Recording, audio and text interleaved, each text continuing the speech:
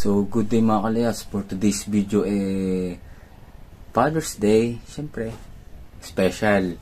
So, nag-decide kami ng mga kapatid ko na kumain sa labas, diba, kasama aming butihing ama. Syempre, para ma-celebrate naman namin ng simple, yung Father's Day. Yung Father's Day special na to. Syempre, special yun kasi yung kapatid kong bunso is ano na din, ama na din, di ba? So, dalawa sila. Si-celebrate namin yung kakain kami sa labas, then konting pasyal. So, samahan nyo na ako mga kalayas. Let's go! Papunta na po kami na Rob.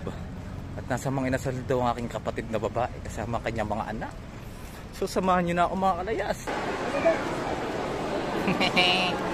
Nasa loob na kami ng mall at naghihintay kami ng bakanting lamesa sa mga inasal. Kasi 8 kami, hindi kami takasya sa isa lang. Talaga bright ka. Kaya umorder na lang muna kami at nag-preserve at umalis muna. Namasyal saglit dahil nga madami pang kumakain. Then sabi naman daw ng cashier ay mga 45 minutes na maghihintay. Kaso di ako naniwala kasi sobrang tagal nun galit na ang tiyan ko. Kaya sabi ko sa kapatid ko, mga 20 minutes balik tayo doon.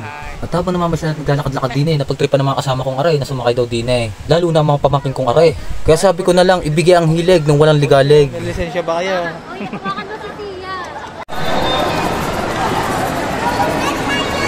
Sia. Hi, Sia.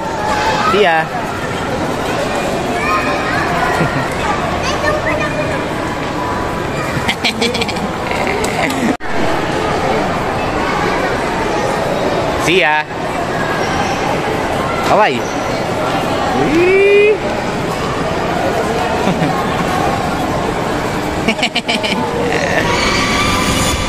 Na 20 minutes na kami sa playground ng mga bata. Kaya di na kami nagpunta ng time zone at sabi ko gutom na ako kaya wala silang choice.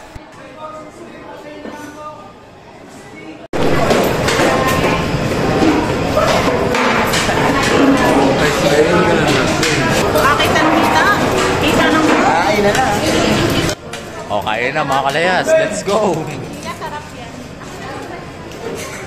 Mga inasal lang kami mga kalayas.